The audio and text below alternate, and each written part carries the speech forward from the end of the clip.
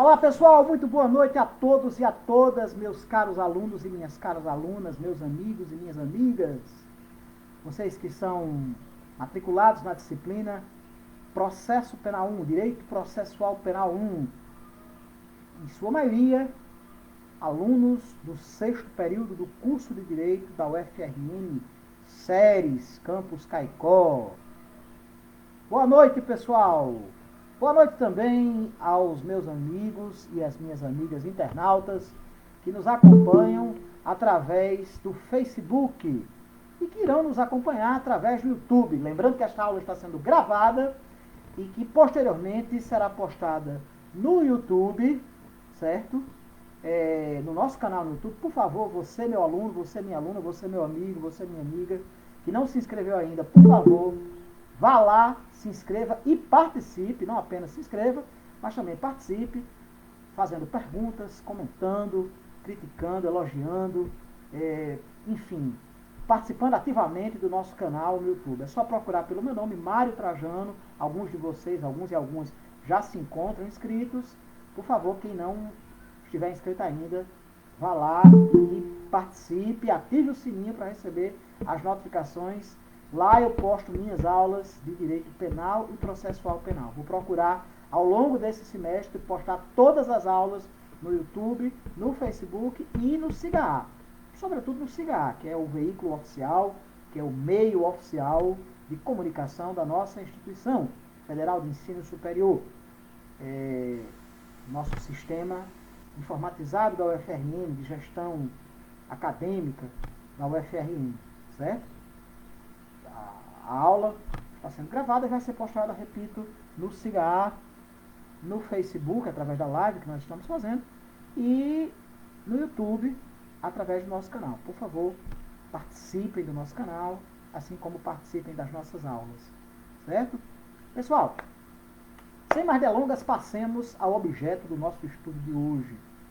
Hoje nós iremos iniciar o tópico de número 1 do nosso conteúdo programático. Primeiro ponto do programa da nossa disciplina Processo Penal 1, que versa acerca dos aspectos introdutórios da referida disciplina, que versa acerca dos aspectos preliminares. Hoje nós vamos fazer uma introdução ao processo penal. Hoje nós vamos começar a conversar sobre esse importante ramo da ciência jurídico-penal. Nós vamos fazer uma introdução ao processo penal e vamos também debater acerca dos sistemas processuais, certo? Vamos tratar dos conceitos, do conceito, das finalidades, do objeto do processo penal e também dos sistemas, os 3 sistemas, acusatório, inquisitório e misto que a doutrina nos traz, certo? Para o processo penal, pessoal. Vem chegando mais alguém aqui, Arthur Jaso entrando. Boa noite, Arthur, seja bem-vindo. Tome assento na turma virtual. Pessoal, mas vamos lá, gente. Meus amigos e minhas amigas. Vamos iniciar esse nosso estudo acerca desse importante ramo da ciência jurídica que vem a ser o processo penal. Primeiramente, gente, nós sabemos, pelos estudos que nós realizamos na disciplina de Direito Penal, em especial na disciplina Direito Penal 1, que o direito penal vem a ser o conjunto de regras, o conjunto de normas jurídicas que perfazem a previsão daquilo que é conceituado como conduta ilícita, identificando essa conduta ilícita como crime ou contravenção, como infração penal, certo? Vinculando como consequência da prática dessa conduta ilícita uma determinada sanção. Nós vimos lá no Direito Penal 1 que mais um aluno chegando, Vinícius Martins, seja bem-vindo, Vinícius. Nós vimos lá no Direito Penal 1 os aspectos gerais, os aspectos principiológicos do direito penal, a lei penal no tempo, a lei penal no espaço e a teoria geral do crime. os conceitos e institutos jurídicos pertinentes ao estudo do crime. Lá em Direito Penal 2, por sua vez, nós abordamos a temática relativa à pena, o Instituto Jurídico da Pena. Nós conceituamos, caracterizamos, falamos acerca dos princípios, falamos acerca dos diversos sistemas penais, acerca dos diversos regimes de cumprimento de prisão, de pena privativa de liberdade, das diversas espécies de pena, pena privativa de liberdade, pena restritiva de direitos e a pena pecuniária, a pena de multa. Tratamos, enfim, dos conceitos relativos à pena, certo? No direito penal, o objeto de estudo do cientista, do estudioso, do acadêmico, do profissional, vem a ser justamente o crime e a pena, certo? Nós estudamos o conjunto de regras que prevêem que determinadas condutas são ilícitas à luz do direito penal e as consequências vinculadas a essa prática, certo? Que vem a ser justamente as sanções penais, certo? Para cada conduta prevista em lei como sendo criminosa, há uma sanção penal, certo? O que caracteriza ordinariamente o direito penal é a aplicação de uma sanção representada por uma pena, que pode ser privativa de liberdade, restritiva de direitos ou pena de multa, certo? Em razão da prática de uma conduta tida como ilícita. Acontece que o direito penal, ele não é autoaplicável. Mais uma aluna chegando. Boa noite, Camila. Mas acontece que o direito penal, ele não é autoaplicável, certo? Ele não é autoaplicável. O direito penal, ele carece de outro ramo do direito, dotado de natureza instrumental, que vem a ser justamente o direito processual penal, para que haja efetividade daquelas normas jurídico-penais que a gente estudou, certo? Enquanto o direito penal trata do crime e da pena, aqui no processo penal nós tratamos, vejam só as senhoras e os senhores, daí se falar nesse caráter instrumental do processo penal, como o processo como um todo, é dotado dessa natureza de instrumentalidade, certo? Nós tratamos do exercício da pretensão punitiva do Estado, ou seja, o direito, o dever, o poder de punir que o Estado possui em caráter privativo, de punir aquelas pessoas que praticam condutas consideradas como criminosas, condutas socialmente inadequadas, que o legislador penal escolheu para figurar no rol daquelas condutas criminosas, aquelas condutas tipificadas pela norma penal, certo? Ou seja, no Código Penal nós temos, e obviamente também na legislação penal extravagante, certo? Sobretudo na parte especial do Código e na legislação penal extravagante, nós temos um conjunto de regras, um conjunto de normas que marcam com a nódoa indelével da tipicidade determinadas condutas. Só que a aplicação do direito penal, ela vai se dar através de um conjunto de regras, procedimentos que estabelecem justamente a atuação da função jurisdicional do Estado no âmbito penal, certo? Estabelecendo, além das limitações, além dos trâmites, além dos procedimentos dos quais utilizar-se-á o Estado juiz para apreciar a lide em matéria penal, certo? Também disciplinando o direito à defesa, também disciplinando o direito de ação por parte do Estado e administração, o direito à segurança pública, certo?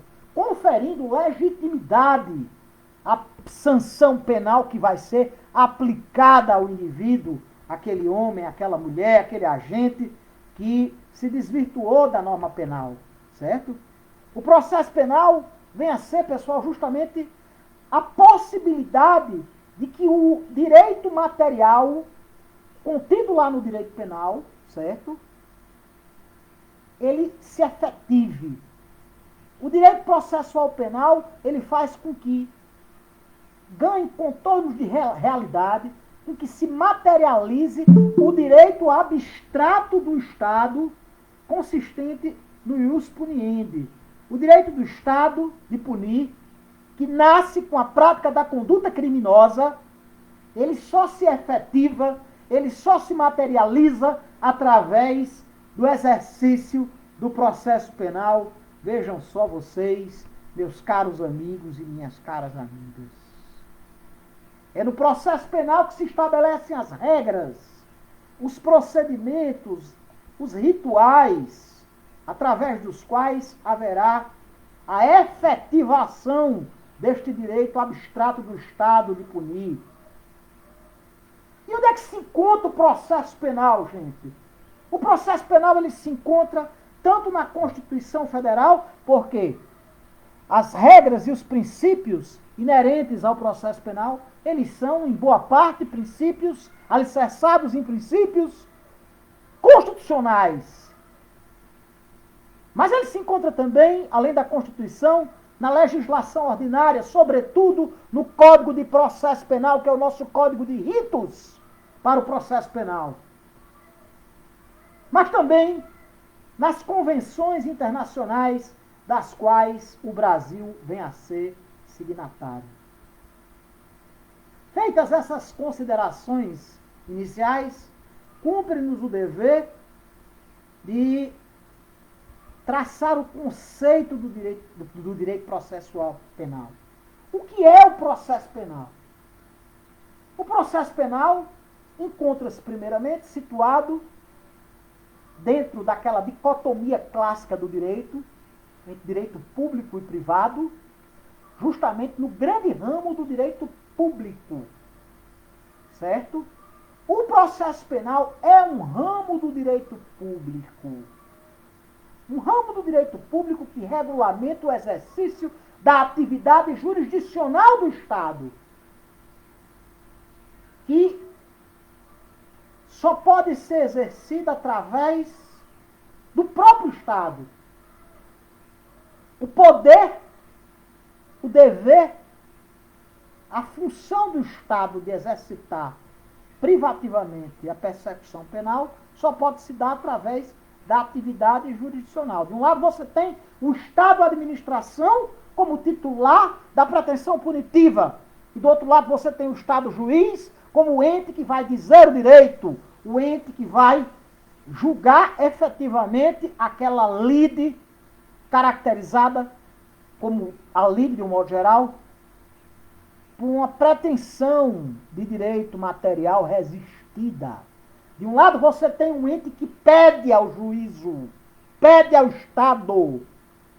E esse ente, ele pode tanto ser o próprio Estado, através de um órgão da administração pública, um órgão dotado de função constitucional acusatória, um órgão a quem incumbe a missão laboriosa de promover a ação penal pública, que vem a ser o órgão do Ministério Público, o órgão da acusação, o parquê, que não tem apenas essa função. O Ministério Público tem inúmeras funções que são determinadas pela Constituição Federal. Entre elas encontra-se a função de propor, em caráter privativo, a ação penal pública. Nas ações penais privadas, naquelas exceções, sabemos que a regra, como a gente viu, quando estava estudando o direito material, a regra, sobretudo na classificação dos direitos, lá em Penal 1, a regra é que os crimes sejam de ação penal pública. Mas há algumas exceções em que os crimes são de ação penal privada. Mesmo nessas exceções, mesmo nessas situações em que os crimes são de ação penal privada, nós temos, vejam só, senhoras e senhores, a exclusiva titularidade do Estado no tocante ao ius puniri. O Estado apenas franqueia ao particular o direito de ação, não o direito de punir. É apenas o ius postulandi que passa do Estado para o particular. O ofendido, que ajuiza através da queixa, promovida por intermédio de advogado constituído com poderes específicos para o ato, inaugurando a ação penal privada. Mas o poder de vigiar e punir, o poder de exercitar o ius puniendi do Estado continua com o Estado, mesmo na ação penal privada. Certo? A sanção penal, ela só pode ser aplicada pelo Estado. Certo?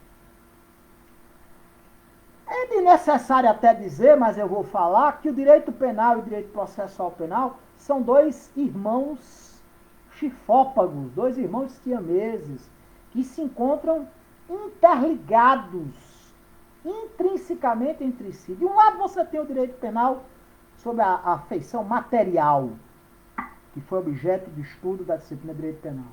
E por outro lado você tem, no tocante ao direito adjetivo, o processo penal. Um não existe sem o outro. A razão de ser do processo penal é o direito penal. Mas o direito penal ele não pode se materializar no mundo concreto. Ele não pode ser. Não se pode aplicar uma sanção penal em face a uma conduta criminosa sem que haja o exercício do processo penal. Ou seja, um é interligado visceralmente ao outro. Um não existe sem o outro. Certo? Todas aquelas sanções penais combinadas na parte especial do Código e na legislação penal extravagante, certo? Contra os indivíduos que matam, roubam, furtam, estupram, etc, etc, certo? Todas aquelas sanções penais contidas no preceito secundário, lá na norma material, na norma penal material incriminadora, certo?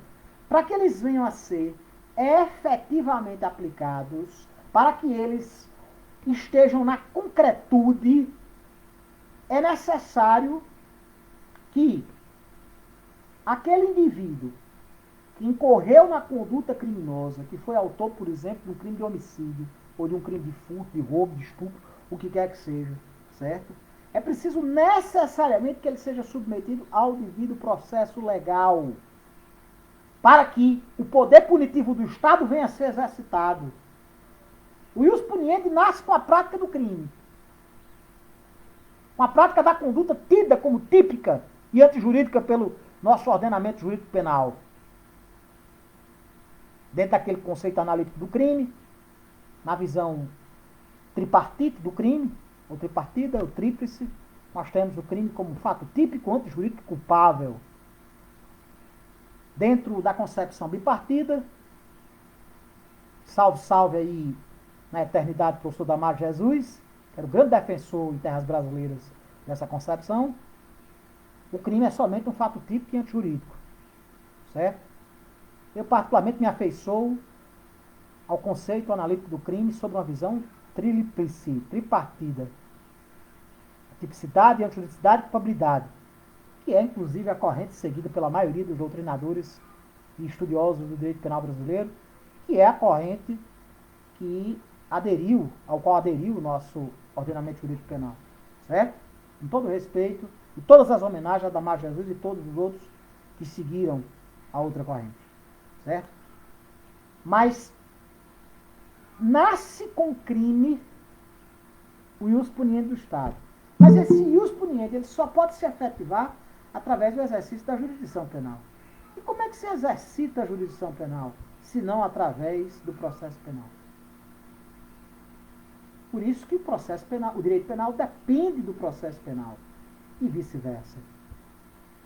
Existe uma relação, como eu disse, de verdadeiros irmãos siameses, de verdadeiros chifópagos, entre um e outro ramo, ambos do direito público. O direito penal não vive sem o processo penal e o processo penal não existiria. Não há razão de ser do processo penal sem o direito penal. Certo? Tendo em vista que para que se efetive na concretude a sanção penal, é necessário que o Estado ele se socorra, ele se valha do processo, certo? O processo penal, portanto, é o conjunto de regras e de procedimentos utilizados para que se aplique a sanção penal. Para se aplicar a sanção penal, é necessário se passar pelo processo penal. É necessário que aquele órgão jurisdicional do Estado, dotado de legitimidade para tal, certo? Julgue a ação penal, que venha a ser proposta, por sua vez, por outro órgão do Estado, em regra, né, nas ações penais públicas, legitimado para oferecer a ação penal, certo? A partir de uma dada acusação, se realiza uma investigação que, via de regra, antecede a propositura da ação penal. Essa investigação é feita através de um procedimento administrativo denominado inquérito policial, que nós vamos, evidentemente, ao longo do nosso semestre, ao longo do nosso período, nós iremos estudar, certo? E, posteriormente a isso, o Ministério Público, o órgão legitimado, o órgão da administração pública dotado de legitimidade para tal, propõe a ação penal contra um determinado indivíduo que, obviamente, tem o direito a resistir a essa pretensão de direito material, certo?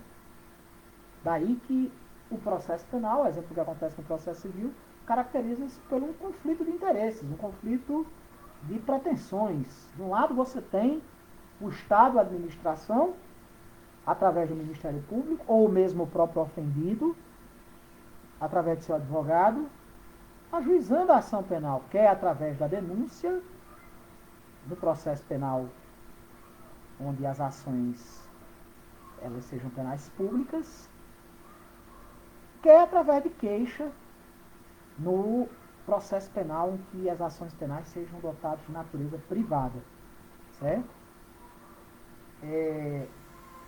Nesse sentido, o processo penal, ele estuda tanto os ritos, os procedimentos dos quais se vale o Estado juiz, no exercício da jurisdição, certo? Quanto se dedica ao estudo dos princípios que informam o exercício dessa jurisdição, princípio do contraditório, princípio da ampla defesa, princípio da imparcialidade, princípio da isonomia, certo? Estudando também a questão do direito de ação por parte daquele ente que detém legitimidade para a propositura da ação penal, seja o Ministério Público, seja o ofendido, seja na ação penal privada, pública, seja na ação penal privada, certo? Estudando também o direito de defesa, o direito do acusado em processo penal, do denunciado, denomina-se de denunciado na ação penal pública, ou querelado na ação penal privada. O denunciado ou querelado, independentemente da ação ser penal pública ou penal privada, certo? Ele tem o direito a exercitar a ampla defesa, ele tem direito ao contraditório, ele tem direito a aduzir em juízo as razões através das quais ele deverá contra-argumentar a pretensão punitiva do Estado. Lembrando que o ônus probatório cabe a quem acusa. O ônus probatório no processo penal, ele incumbe a parte acusatória, incumbe ao Ministério Público, incumbe ao querelante, o ofendido, certo? Na ação penal privada, incumbe a quem traz ao juízo as alegações de que ocorreu a prática de uma violação à norma penal incriminadora. Não é a defesa que tem que provar a inocência do acusado, é a acusação que tem que provar, inclusive em socorro ao princípio da presunção do estado de inocência, certo? Não é a defesa, mas sim a acusação que tem que provar que o réu, seja ele querelado, seja ele denunciado, é efetivamente dotado de culpabilidade. E é justamente acerca dessa culpabilidade que nós estudamos no período passado, que nós estudamos Ainda estou com a cabeça no povo de penal 2, que eu dei aula do penal 2 agora há pouco. Nós estudamos em penal 1, é justamente a culpabilidade. Quem é que lembra, gente? A culpabilidade é composta de quais elementos? Só recapitulando. Alguém quer falar? A culpabilidade, gente, é dotada de 3 elementos. É dotada da imputabilidade, da potencial consciência da ilicitude, certo? E também dotada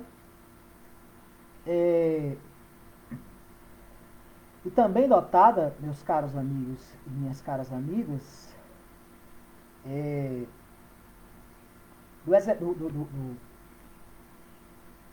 meu Deus, chega, socorro-me, de conduta diversa,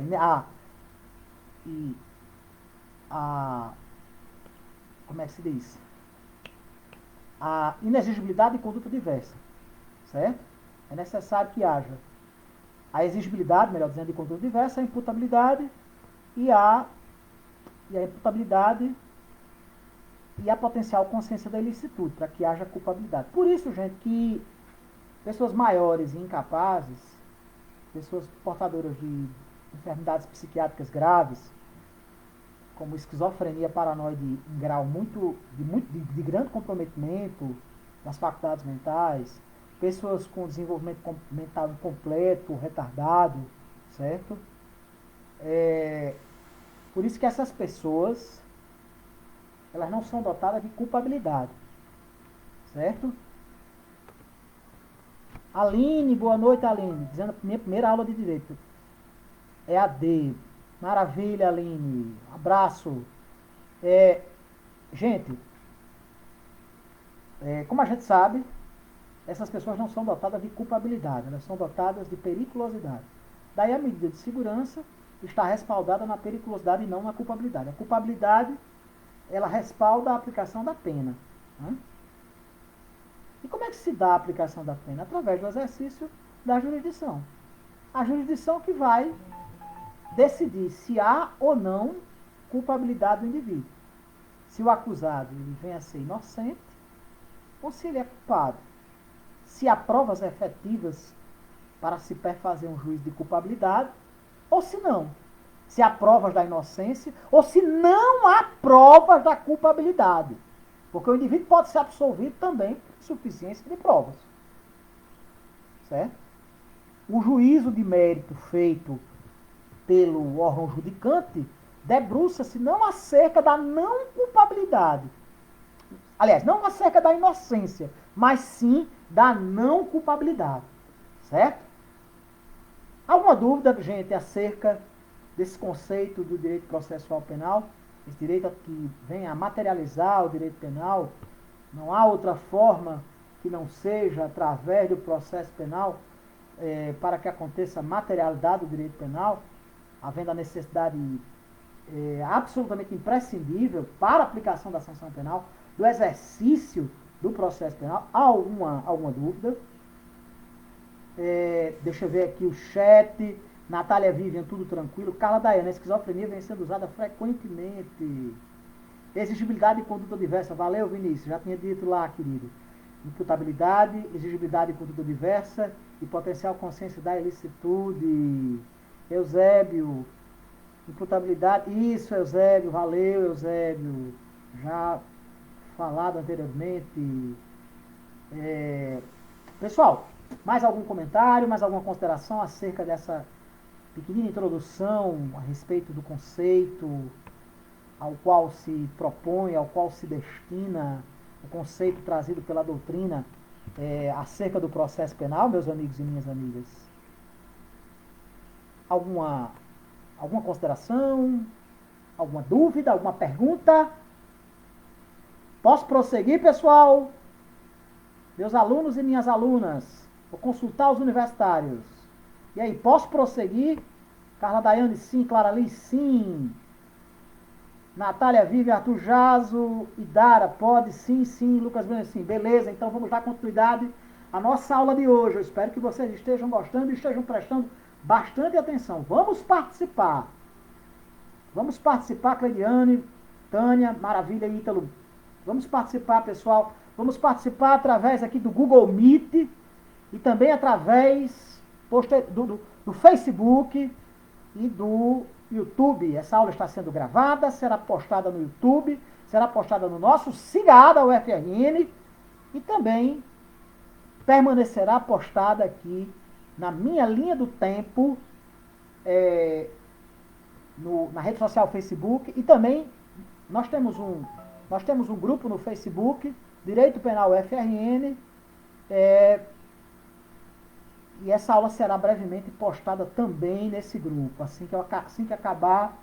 Lembrando, gente, que o roteiro dessa aula também vai ser postado no SIGA, certo? Também estará lá na nossa turma virtual, meus amigos e minhas amigas. Mas vamos lá, pessoal, sem mais delongas, vamos prosseguindo aqui a nossa aula de hoje, a nossa exposição de hoje, esse nosso bate-papo jurídico de hoje, tratando acerca desses aspectos introdutórios, esses aspectos iniciais do processo penal.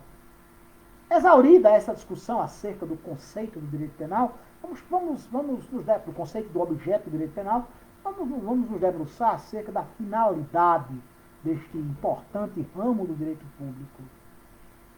Gente, nós sabemos que as penas, elas possuem um duplo viés.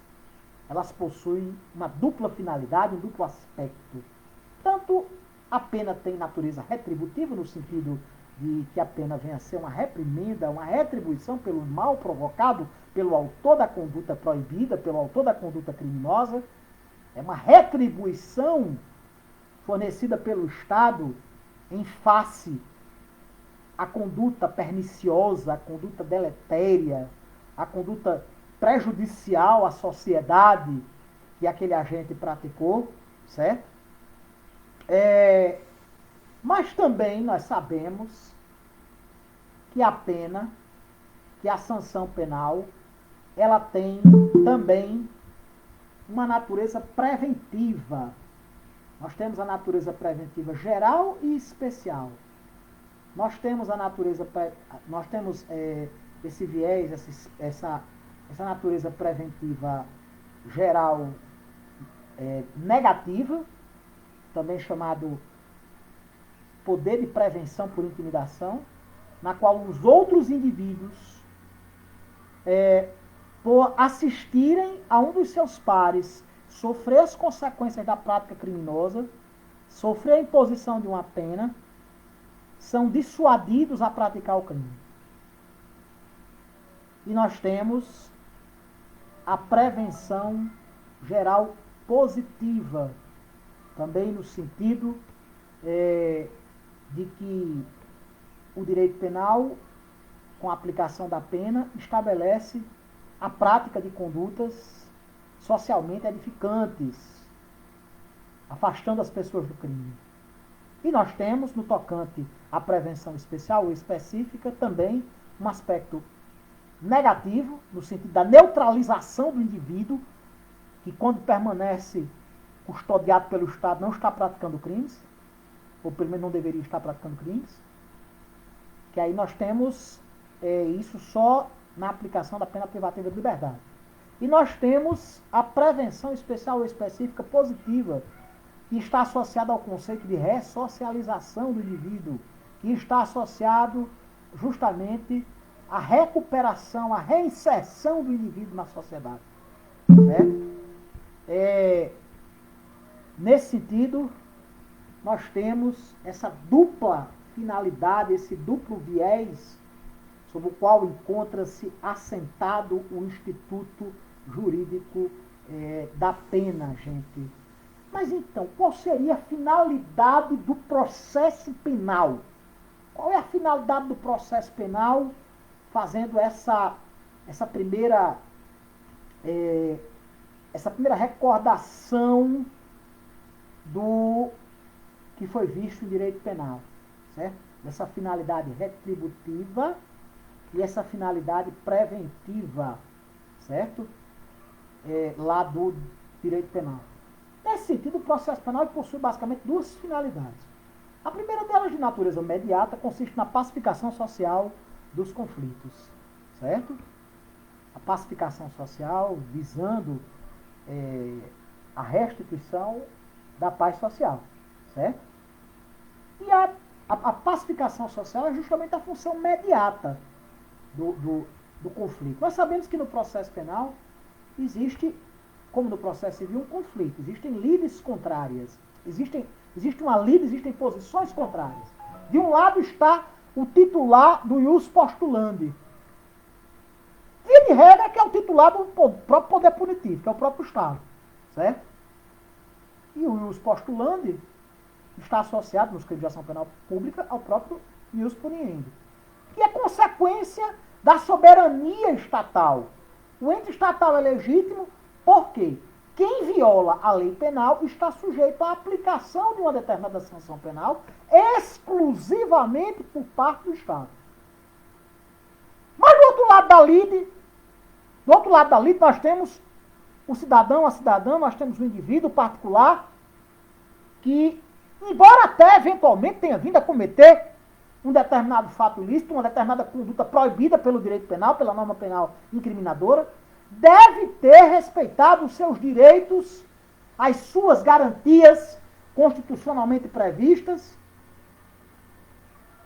entre os quais, sobretudo, o direito ao devido processo legal, o direito a um processo justo, o direito a um processo em que o órgão judicante seja imparcial, haja com isonomia, o direito aos critérios traçados pela Constituição Federal no tocante à competência do órgão julgador, o direito a contra-argumentar as teses que foram abordadas na inicial acusatória, seja ela na denúncia ou seja ela queixa. Ao direito de ação se contrapõe o direito de defesa. O direito ao contraditório, o direito à ampla defesa são garantias constitucionais asseguradas a quaisquer pessoas, independentemente da gravidade da conduta que lhes é atribuída. Bem claro, senhoras e senhores.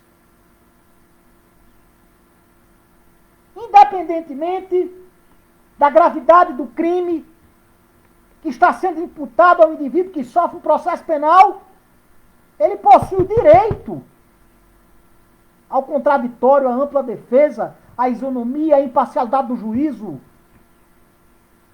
São direitos com sede essencialmente constitucional.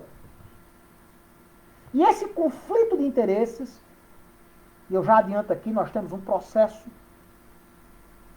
acusatório, embora a doutrina diga que o processo é acusatório temperado, não é um processo acusatório puro, nós vamos falar sobre isso, certo? Mas o processo que vigora no sistema acusatório, ele tem as funções de julgar e acusar inteiramente desvencilhadas, inteiramente desenfeixadas, inteiramente desvinculadas. O Estado, a administração que exerce a pretensão punitiva e os postulantes estatal através do Ministério Público não se confunde com o órgão judicante. Nós temos o Estado juiz que julga o Estado da administração que pede. Senão nós teríamos o processo inquisitório. É por isso que causa arrepio lembrar que nesse país, na história recente do Brasil, nós assistimos, com o apoio de parcela da sociedade brasileira, com o apoio dos grandes veículos de imprensa, titular de órgão judicante, funcionando ao lado de órgão do Ministério Público. Isso é incabível, isso é inadmissível. É inadmissível que o juiz acerte, como se fosse parceiro de acusação, como se fosse um advogado de acusação, um assistente de acusação, ao lado do Ministério Público. E eu não estou aqui fulanizando a discussão, não estou citando exemplos, e nem precisaria. Todos vocês sabem de quem eu estou falando.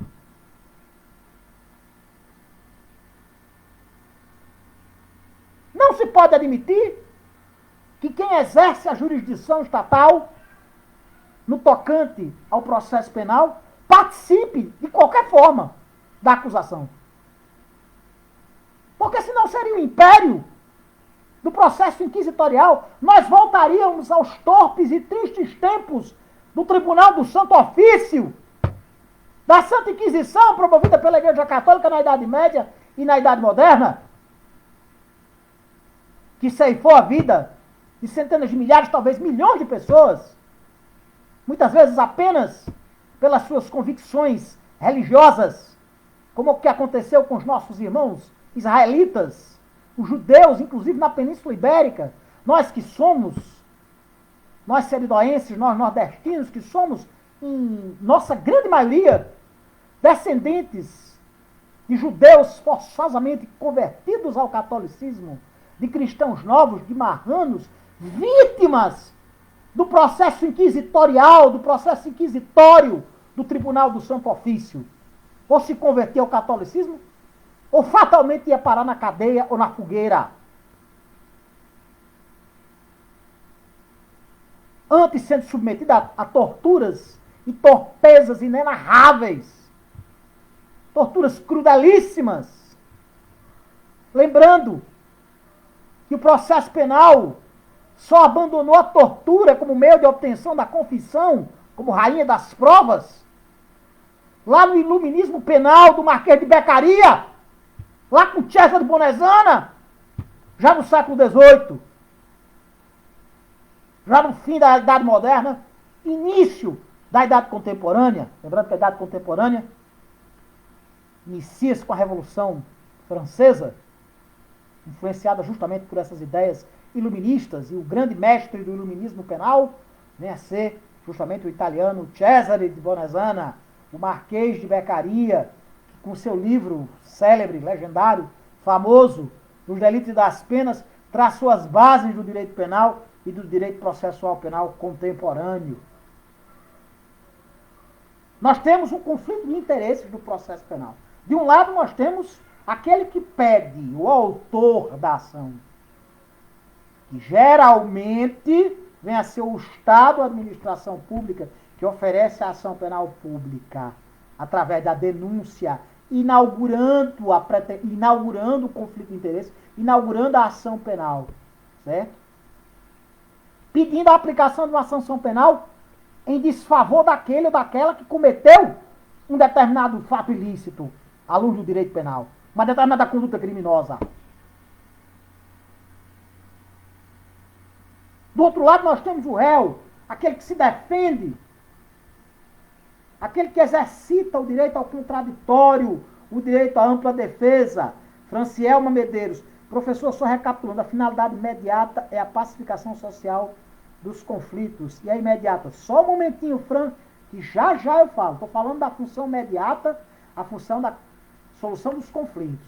Beleza, Fran? Lembrando, gente, que quem puder, por favor, faça suas perguntas pela oralidade. Só faça através do chat, se porventura não estiver com o microfone, certo?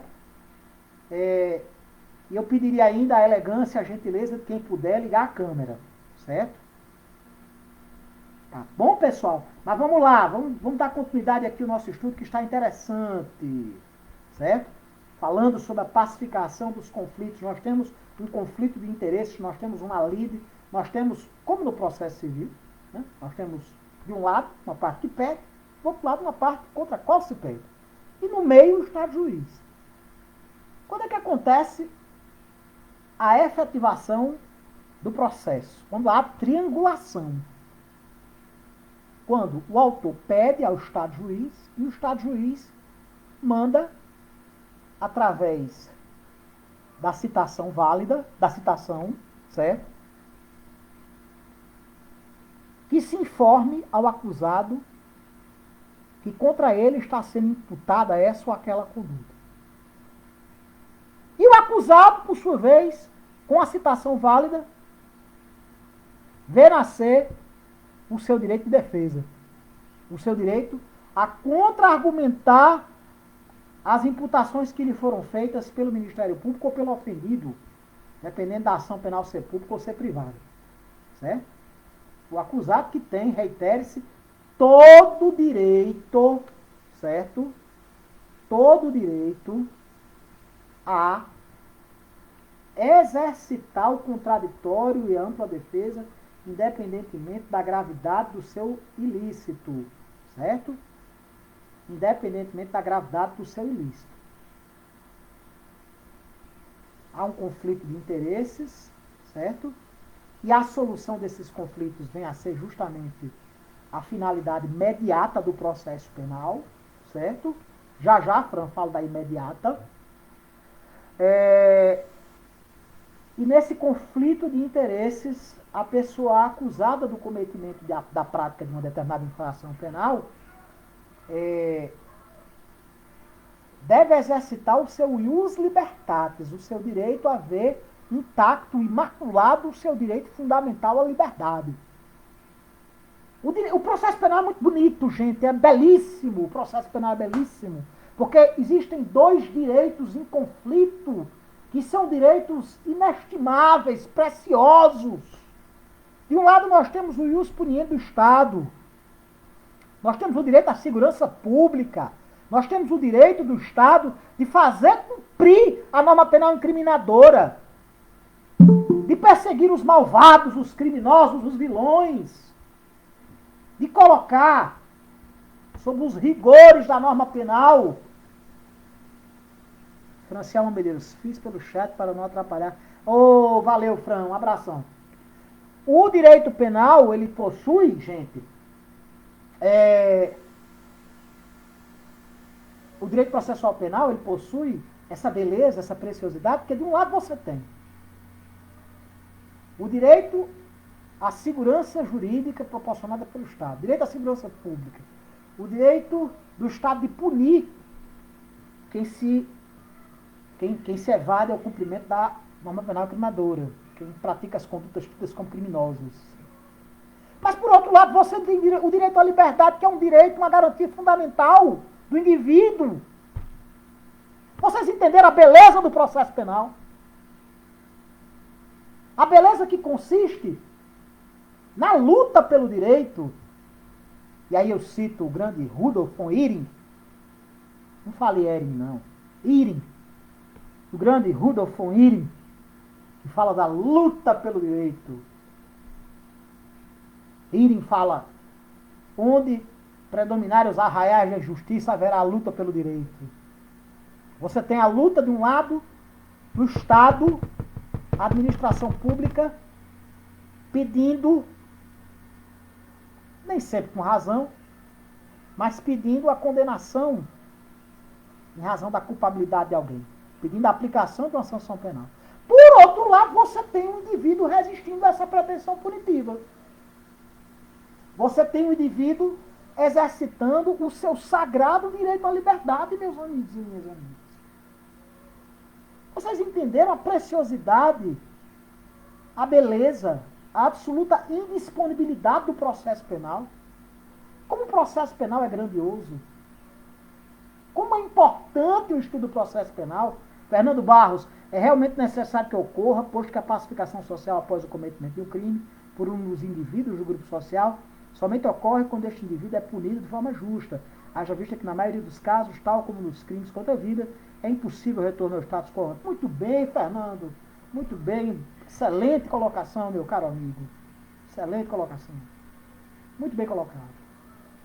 Gente, mas eu falava a Fran que eu estava comentando sobre a função mediata, né, que é a pacificação dos conflitos, restituindo, na medida do possível, Fernando, o status quo ante, e há determinadas situações que é absolutamente impossível. Como restituir o status quo ante uma pessoa que morreu, uma situação de uma pessoa que morreu, uma situação de uma pessoa que ficou inválida, e uma pessoa que foi estuprada, que foi violada na sua liberdade sexual? Como restituir? Daí a natureza retributiva da pena. Mas não pode haver dissociação. A pena tem esse duplo aspecto, retributivo e preventivo. Certo? A pena que só pode ser aplicada através do processo penal, do exercício do processo penal. Certo? Gente, mas eu falava da função mediata do processo penal. E a função imediata? Qual é a função imediata do direito penal? Direito processual penal? a função imediata vem a ser a própria aplicação do direito material, do direito penal. O direito penal, ele só existe na concretude, no mundo dos fatos, no mundo real, se houver o processo penal. Portanto, a função imediata do processo penal vem a ser a aplicação do direito penal àquele caso concreto em que se atribuiu a prática de uma infração penal a uma determinada pessoa. Na relação jurídico-material, existe uma relação de tipicidade, uma relação de subsunção ou de adequação típica, quando o fato concreto praticado pelo agente se adequa a todos aqueles elementos normativos previstos no tipo penal, aqueles elementos de natureza objetiva e subjetiva que o tipo penal faz, as elementares do tipo, certo? Se há essa subsunção, essa adequação típica, certo? Essa relação entre a prática da conduta criminosa na concretude, certo? Com aquela previsão feita em abstrato, lá pelo legislador penal, se todos os elementos que foram previstos na norma penal incriminadora estão presentes e, portanto, há o fenômeno da tipicidade, eis que surge para o Estado o poder e o dever de ajuizar uma ação penal. E é justamente em razão dessa adequação típica, certo? Que nasce o direito do Estado de punir, aplicando a consequência da verificação em concreto daquela situação prevista em abstrato pela norma penal, certo? Aplicando aquela consequência que vem a ser a pena, certo? Nós temos nos tipos penais um preceito primário que é a definição do crime, com as suas elementares. Matar alguém, subtrair coisa alheia móvel, mediante violência, grave ameaça, outro meio que impossibilite a resistência da vítima, certo? E nós temos no preceito secundário a imposição de uma sanção. Quando existe, no caso concreto, a prática de uma conduta que se adequa àquela previsão feita no preceito primário do tipo penal, certo? Naquela hipótese abstratamente combinada pela norma penal, certo? Quando há a perfeita adequação da conduta com a previsão legal, certo? Existe o nascimento de uma pretensão legítima do Estado de aplicar a sanção penal, né? Aquela pessoa que, ao menos em tese, é autora do fato criminoso cometido contra uma determinada vítima, certo? Mas esse direito só pode ser exercitado através do processo penal. Por isso que a função imediata, vejam só, senhoras e senhores, do processo penal consiste na aplicação do direito penal ao caso concreto. É o direito adjetivo, é através do exercício do direito adjetivo que se aplica o direito substantivo. É através do direito processual que se aplica o direito material. O direito material, no caso específico, o direito penal, certo? Em razão de ter acontecido uma conduta em que houve uma adequação típica entre a conduta do indivíduo e aquela previsão abstratamente feita pelo legislador penal, lá na norma penal incriminadora, certo?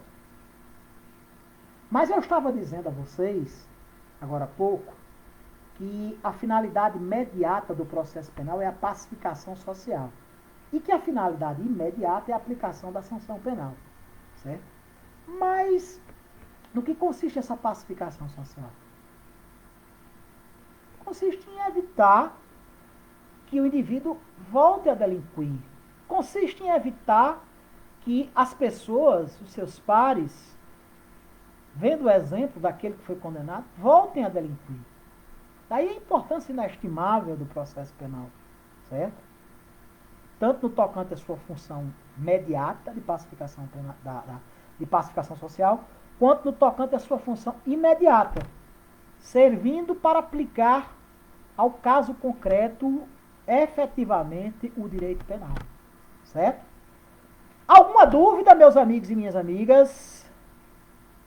Pessoal, alguma dúvida? Posso prosseguir, minha gente? Posso dar continuidade? Léo, nenhuma dúvida? Dara Nunes, eu cheguei mais tarde, o professor falou algo sobre a chamada? Não, Dara, eu não fiz chamada, Dara. Gente, alguma dúvida, alguma pergunta, algum questionamento, alguma colocação? Meus amigos e minhas amigas, por favor, me respondam verbalmente ou através do chat por escrito.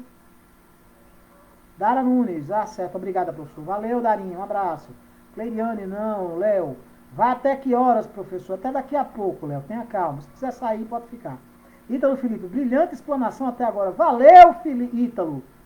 Valeu, meu amigo, obrigado. Fiana, não. Tainá, não. Beleza, pessoal, então vamos dar prosseguimento. Vamos nos aproximando do final da nossa aula. Oficialmente, nossa aula acaba, lembrando, gente, às 10h20, né? A aula acaba às 10h20. E agora, pelos meios virtuais, utilizando-se da aula remota, não tem nem a desculpa de dizer que o ônibus está saindo. Eu acho interessante esse negócio do ônibus saindo. Porque isso é clássico. Fiamma Rio, né? Isso é clássico no nosso séries, no nosso... Não, acredito eu, Messi Rio, né? Acredito eu, não só no curso de Direito, mas todos os cursos. Os alunos, professor, termine a aula porque nós vamos perder os ônibus. Os ônibus estão saindo. Aí o professor termina a aula, pega o carro, passa em frente ali ao boteco de Daniel, ali o caminho de casa, o cantinho universitário, e está todo mundo tomando cerveja, cachaça e batendo papo. Saudades, né, Tânia? Mas se Deus quiser, muito em breve nós iremos vencer a Covid-19. O seu homem deixou a Carla lá, coitada Carla. Mas a Carla estava assistindo aula ou estava tomando uma cervejinha, Daniel? O pessoal disse, professor, acabe a aula. Entendeu? Conseguiu falar com o motorista, ainda bem. Léo. Pessoal, estava na aula de André. Sim. Mas vamos lá, pessoal. Gente, feitas essas considerações acerca do conceito, do objeto e das finalidades do processo penal, cumpre-nos agora a importante missão, o grande dever de falarmos acerca das características do processo penal. Quais são as características do processo penal? A primeira dessas características vem a ser justamente a autonomia. O processo penal, em que pese estar intrinsecamente ligado, em que pese estar profundamente vinculado ao direito penal, com ele não se confunde. O processo penal não se submete às regras do direito penal. O processo penal possui princípios próprios, regras próprias que lhe informam. É um ramo próprio do direito público, portanto, dotado de autonomia. Essa é a primeira característica do processo penal.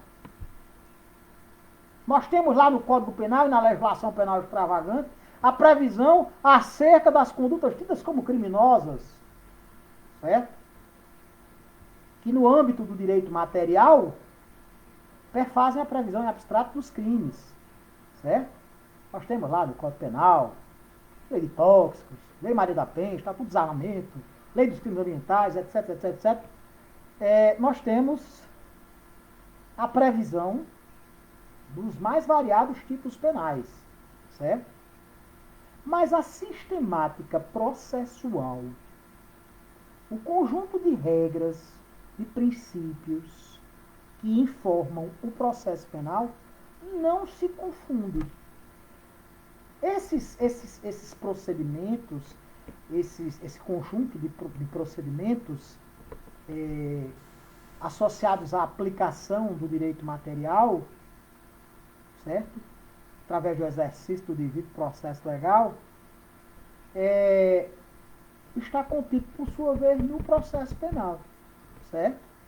Há algumas exceções no Código de Processo Penal. Há algumas exceções em que há determinados ilícitos que possuem uma sistemática possuem procedimentos especiais que lhes são próprios. É o caso, por exemplo, pessoal, dos crimes combinados na Lei 11.343, a famosa Lei de Tóxicos, que tem procedimentos especiais, certo? Lá na Lei de Tóxicos existe o procedimento, existe a tipificação das condutas, sobretudo a conduta do artigo 33, o crime de tráfico de drogas, certo? Mas há também a previsão de um procedimento especial. Mas, via de regra, o procedimento ele é estabelecido pelo Código de Processo Penal, certo? Tirando essas exceções legais. Entenderam, pessoal, essa característica do processo penal? O processo penal é dotado de autonomia, certo? Primeira característica do processo penal. Entendeu? Carla Daiane, se tivesse tomando cerveja, eu tinha deixado ele ir. Pessoal, vocês entenderam essa questão da autonomia do processo penal? Alguma dúvida? Posso prosseguir, pessoal? Gente, além do processo penal ser autônomo, ele é instrumental. Essa é outra característica importantíssima do processo penal. A sua instrumentalidade. Por que instrumentalidade? Porque o processo penal, a exemplo do que acontece no processo civil, é um instrumento, é um meio. Instrumental, no sentido de ser um instrumento, de ser um meio para fazer atuar o direito material. No caso aqui do direito processual penal, o direito penal. O processo penal é um instrumento do qual se vale o Estado, certo?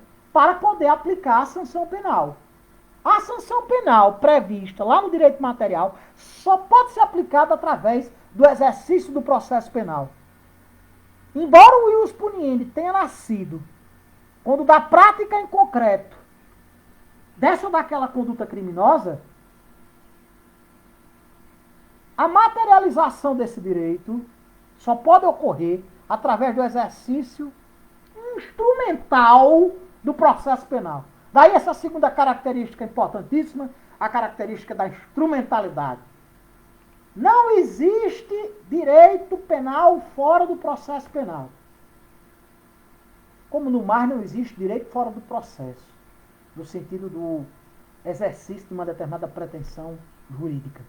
Se uma pessoa tem um direito, e esse direito é violado, e ele pretende fazer com que esse direito tenha validade em relação a outra pessoa, não é lícito compelir, constranger ilegalmente uma pessoa a cumprir um determinado direito. No máximo, o indivíduo pode, e aí nós temos as causas de exclusão de antijuridicidade, o indivíduo pode se valer, por exemplo, da legítima defesa, para fazer valer um direito que foi violado por alguém. Certo? Mas o exercício da justiça pelas próprias mãos é proibido. Nós temos até a tipificação lá do crime de exercício arbitrário das próprias razões. Não é lícito se fazer justiça com as próprias mãos. O cidadão não tem esse direito. A justiça, ela é privativa do Estado. A justiça só se faz por intermédio do Estado. E se faz como? Através do processo. É somente através do processo penal, certo? Daí a natureza instrumental do processo penal, certo? Daí essa característica fundamental do processo. Em razão do fato de que o processo penal é o meio através do qual, quando existir uma determinada pretensão legítima, a pretensão, no caso do Estado, de exercer o seu ius puniendi, certo? Somente através do exercício da função judicante do Estado, do juiz, certo? Portanto, somente através do processo penal, aí se fala em instrumentalidade, certo? Se pode cogitar da aplicação da sanção penal. Só pode haver sanção penal por meio do processo, que evidentemente possui regras autônomas. Certo? Daí, esse viés do processo penal ele ser, ao mesmo tempo que autônomo, instrumental. Certo? Mas o processo penal também tem a característica da normatividade. O processo penal, ele se trata de uma disciplina normativa que possui uma codificação própria, seja no CPP, seja eventualmente na legislação penal extravagante.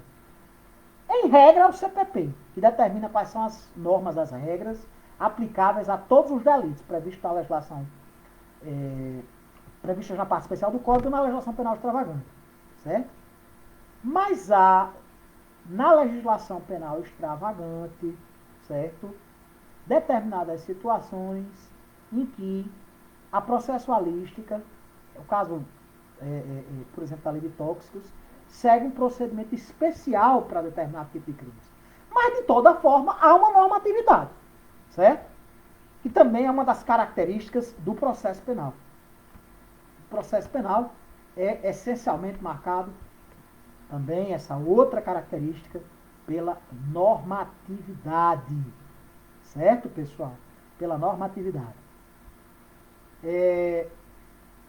Gente, eu iria falar a respeito dos sistemas processuais, certo? São 3, inquisitivo, acusatório e misto, mas em razão de nós já estarmos às 10h18 da noite, o relógio já marca 10h18, já nos aproximamos do final da aula, eu vou deixar para a próxima exposição, para a nossa próxima aula, onde nós iremos dar continuidade a essa introdução acerca do processo penal e vamos falar dos sistemas processuais, vamos falar dos princípios que regem o processo penal, os princípios específicos, além daqueles princípios gerais do processo penal que a gente vê lá na teoria geral do processo.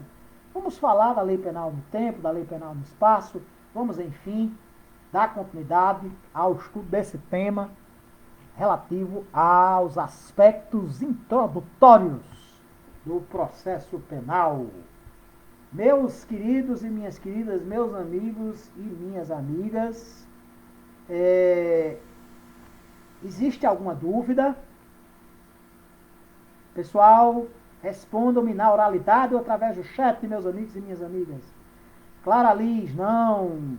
Léo, não. Aula ótima. Valeu, Léo, um abração. Cleidiane, não. Nenhuma indagação, por enquanto. Nenhuma indagação, Jason. Salve, Jason. Valeu, pessoal.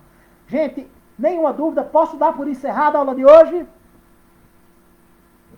Posso concluir a nossa exposição de hoje nessa quarta-feira. Arthur Jaso, não. Obrigado, professor. Dara, sim, professor. Sim, posso concluir ou sim tem alguma dúvida? Tem, Darinha? Pessoal, Cleidiane, aula maravilhosa. Valeu, Cleidiane. Obrigado, querida. Fiamma, posso concluir? Valeu, Fiamma. Acredito que sim. Agradecemos pela ótima aula. Valeu, Fran. Obrigado, Carla. Aula muito boa. Obrigado, gente. Boa noite, Dara. Boa noite, Poliana. Boa noite a todos vocês. Gente, não havendo mais nenhuma dúvida, não havendo mais nenhuma colocação, nenhuma consideração a ser feita pelas senhoras e pelos senhores, eu vou dar, nessa quarta-feira, dia 20 de janeiro de 2021, onde comemoramos o dia de São Sebastião. Parabéns ao Rio de Janeiro. Valeu, Paulo. Ótima noite. Valeu, obrigado, Paulo. Você também. Essa noite que comemoramos o dia de São Sebastião, 20 de janeiro, dia da cidade de São Sebastião do Rio de Janeiro, dia onde a festa em 2 belíssimos municípios do Seridó, Parelhas e Florânia, bem como na cidade oestana de Caraúbas, cidades essas que têm como padroeiro São Sebastião. Não havendo mais nessa noite de quarta-feira, dia 20 de janeiro, nenhuma dúvida, eu vou dar por encerrada a aula de hoje, agradecendo enormemente às senhoras e aos senhores pela participação na nossa aula, tanto aos alunos e alunas que nos prestigiaram com a sua assistência, quanto aos amigos e amigas do Facebook e também do YouTube, que estão prestigiando a nossa aula de hoje. Pessoal, por favor, se inscrevam lá no nosso canal no YouTube. Essa aula está sendo gravada e vai ser postada no YouTube. E também permanecerá postada no Facebook, em razão dessa live que nós estamos concluindo, agora que são 10 horas e 20 minutos, desta quarta-feira, 21 de janeiro de 2021.